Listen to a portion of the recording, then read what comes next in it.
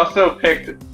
You've also done Dazzler. Yes. Which is an interesting choice because not a whole lot of people want to venture there because she's such she's such a 70s character. Dude, Dazzler. Yeah. Dazzler is so cheesy and so ridiculous, and that's mainly the reason I chose her. Like, I have such a blast cosplaying her because she's just ridiculous. When I was on the floor at San Diego Comic-Con wearing that costume, I had a small speaker attached to the purse I always carry with me, pumping disco tunes. And so people would see me coming, and I had all my I would pretty much play nonstop ABBA, and it was a blast and I love her. It's the costume that the guy who created her says that it's the costume he regrets making. It's his biggest regret is putting her as Disco Dazzler. But I don't know, it's a lot of fun, and it's a lot of fun that I don't think that they really have in comics these days. You would never create a Disco Dazzler these days, and it's kind of harkening back to Disco Dazzler. And I always love girls who dress up like Squirrel Girl. It's that same just cheesy fun what the hell, let's just do something really ridiculous with it. And I just don't see that anymore, and I think it's probably her best costume too. So that's what I like about that new Marvel movie, Guardians of the Galaxy, because they have that squirrel on their team. That's going to be hilarious to see how they do that. It's Rocky Raccoon, and I have no idea how they're going to do that without it. How do you do darkness? How do you do grit with a squirrel? I don't know. He's ridiculous in the comics. I have no idea how they're going to pull it off.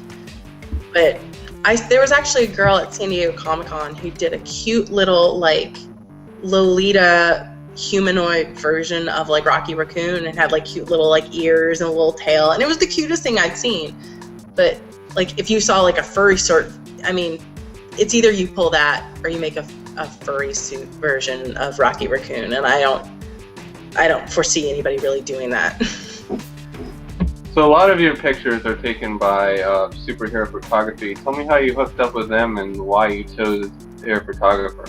I actually, he was at C2E2, which is in Chicago. It's the other con run by FanPop, the company Reed Pop, the company that does New York Comic Con.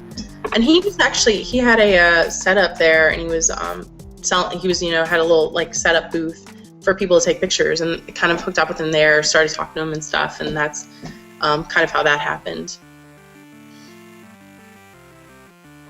And so what are you working on right now that you're gonna debut soon?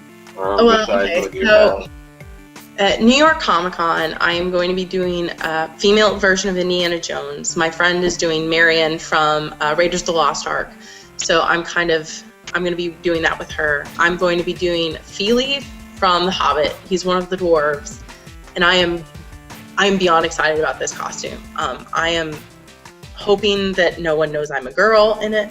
I'm actually creating, and this is kind of, I can totally understand why some people don't care about accuracy, and I'm one of those people that believes that if you want to cosplay, have fun with it, and just do it to the best of your ability, and who cares what other people think. But for a costume like this, I'm really keen on trying to be as accurate as possible. So I'm actually making a foam bodysuit to pad myself out so that I don't have a womanly shape anymore, and I'm going to be padding out my arms so I'm more stocky and dwarvish. And after I have that done, I can actually start building the clothes, because I can't even start sewing until I have the bodysuit made. So I'm hoping to have that done in the next couple weeks and then start sewing. I'm doing that. I'm also doing Baldir from Thor. He's Thor's forgotten brother, and nobody ever cosplays him. But my friends just debuted in Otakon a gender bend of Thor and the Warriors 3, and I was supposed to go, but I couldn't. So I'll be doing that with them as well. And I'll probably have Dazzler, but those are my 3 new ones. And what other cons are you planning to attend on this year? I will be at New York Comic Con for sure. I'm trying to think of what else is going to be here. I just moved to San Diego, and I'm not real familiar with the con scene, so I'm sure there are a ton of cons in the area that I'll randomly decide to go to, because I can't there are quite a few cons on the East Coast that I would be going to if I lived there right now. But as I don't, I'm not quite sure what other cons are. New York Comic Con's the big one for me. In January, I will be going to Otakon Vegas, and in March, for sure, I will be going to Emerald City Con. I will probably go to Emerald City Con instead of C2E2 like I do every year. But I know like AX, and there's Animazement, and Kamikaze, which I think is in November in LA. So I've just got to try to figure out what other cons are in this area that I can start going to. All right, now it's time for the lightning round. Okay. Lightning round, because I don't know how quickly you can answer these, but we'll go for it. So you're on a desert island, and you take one of your geeky things. What would it be and why? My laptop. Does that count? Your laptop. Do I have Wi-Fi? No Wi-Fi. Then my copy of Lord of the Rings. Nice.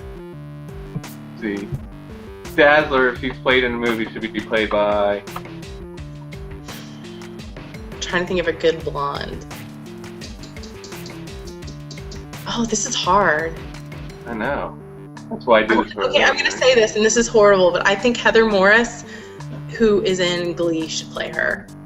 Alright, and she'd be perfect because she's really good at playing ditzy. Not that Alison. Yeah, go ahead. Go ahead. Alison Brie is not a ditz, but she's Disco Dazzler. Maybe Allison Mack from Smallville. Oh yeah, that would work too. And the point of the convention is to have fun. All right. Well, thanks for coming on. It's been a joy to have you here. And awesome. Thanks. Thanks for having me. Yep. Bye. Bye.